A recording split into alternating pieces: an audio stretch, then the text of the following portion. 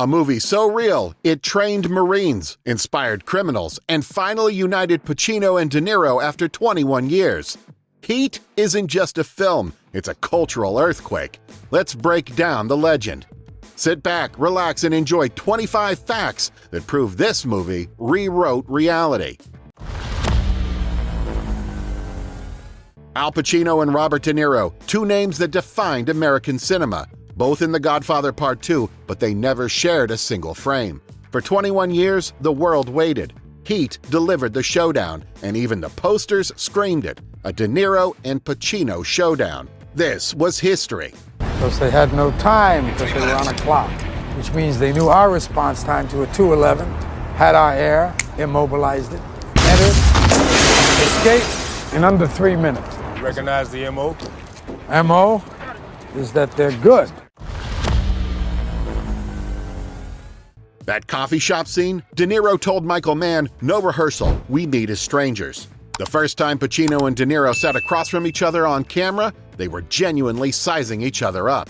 That tension crackling between them, completely real. I wondered about it, and then I thought how right he is, because he said, let's not rehearse it. So because you love to rehearse. Oh, yeah. You love to rehearse. And so does Bob does too. Right? No, I do too at times, but this scene we didn't have to. No, we didn't. But the thing is, what Bob said is so true about rehearsal, I think. In fact, that coffee shop scene is what convinced De Niro to make the film. He, Pacino, and Mann admitted they couldn't wait to shoot that one moment. The entire movie exists because of those 8 minutes. I am never going back. Then don't take down scores. I do what I do best. I take scores. You do what you do best, trying to stop guys like me. Forget everything you know about movie shootouts. Mann didn't dub in gunshots during the bank robbery. He placed microphones around downtown LA and captured every blast live. The sonic assault you hear? That's what real automatic weapons sound like echoing through city streets. No film had ever sounded like this.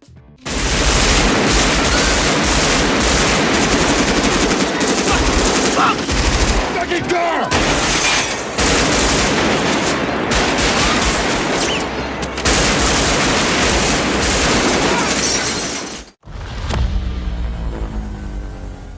June 2002. The U.S. Marine Corps at MCRD San Diego started showing Heat's bank shootout to recruits as the official example of how to retreat under fire.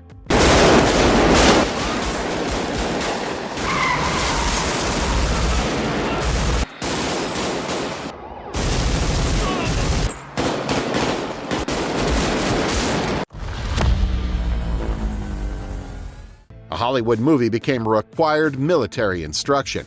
Kilmer's lightning-fast magazine reload was so flawless that a military trainer told recruits, "If you can't change a clip as fast as this actor, get out of my army." An actor set the standards for professional warriors. Heard something was very flattering, that there's a shot where I run out of bullets and I change the mag and I go back to firing. I think it's the Marines. They show the clip. They use that at Fort Bragg. 95% of you will not be able to fire as well as this actor. Telling those maggots, if you can't change a clip as fast as this actor, then get out of my army. February 28, 1997, two men in body armor with automatic rifles walked into a North Hollywood bank. For 44 minutes, they battled the LAPD in one of the bloodiest shootouts in American history. 11 officers wounded, 7 civilians hit, both robbers killed. Every news outlet kept referencing one thing: Heat. The film had become a manual for violence.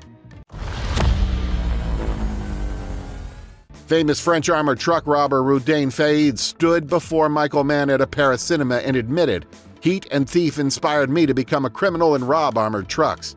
Mann had accidentally created a criminal recruitment video. This entire story is real. Chicago detective Chuck Adamson tracked a master thief named Neil McCauley. They once met peacefully, just like in the film. The coffee shop conversation happened. Later, Adamson hunted McCauley down and killed him during a grocery store robbery. Mann made Heat as a tribute to his friend's obsession.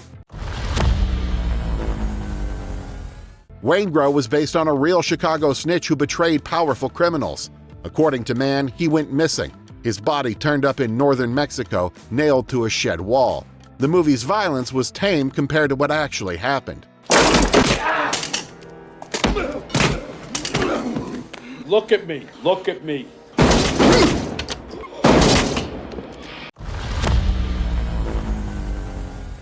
When Kevin Gage went to prison in 2003, every inmate and guard called him Waingro. For 2 years, he couldn't escape this character.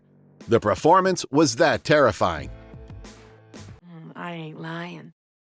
You a hot dog. You don't know what this is.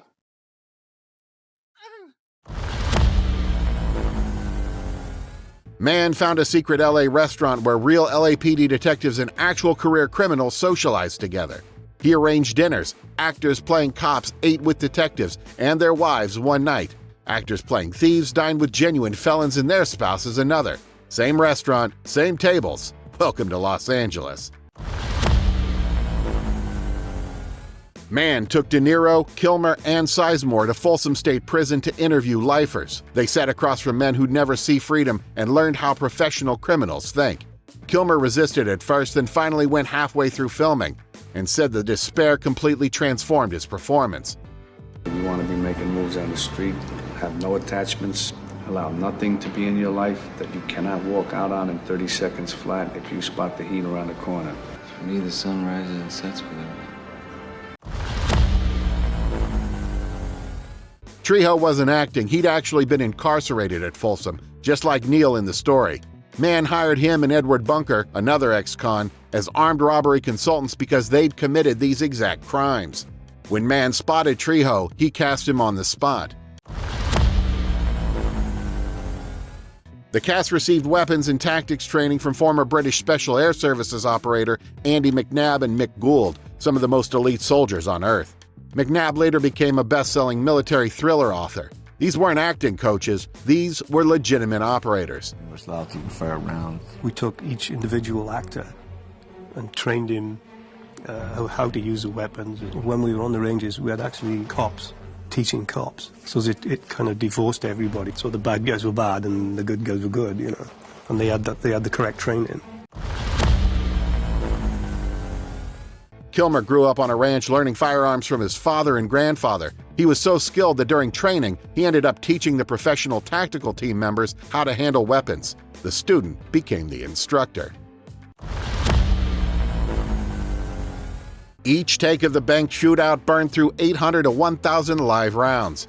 Mann took cars to firing ranges, shot them up with real rifles, patched the holes, then blew them open again with squibs on camera.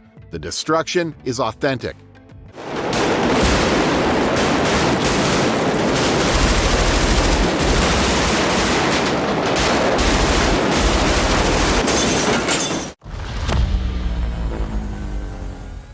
Every single frame was shot on location. Not one soundstage was used. What you see is real Los Angeles. Pacino's explosive "she's got a great ass" was completely improvised. Hank Azaria later revealed, "He scared the hell out of me. I was actually terrified. That look of shock on my face isn't acting at all." Because she got a great ass.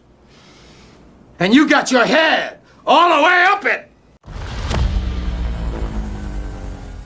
Early script drafts had Vincent Hanna addicted to cocaine. According to Pacino, this backstory explains every manic, explosive outburst in the film.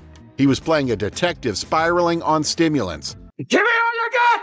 Vincent, give me all you got! I swear, man, my brother Richard's gonna talk to you. Man. I heard Richard. Kilmer admitted the main reason he wanted this role was so that he could call Pacino and De Niro Al and Bob for the rest of his life.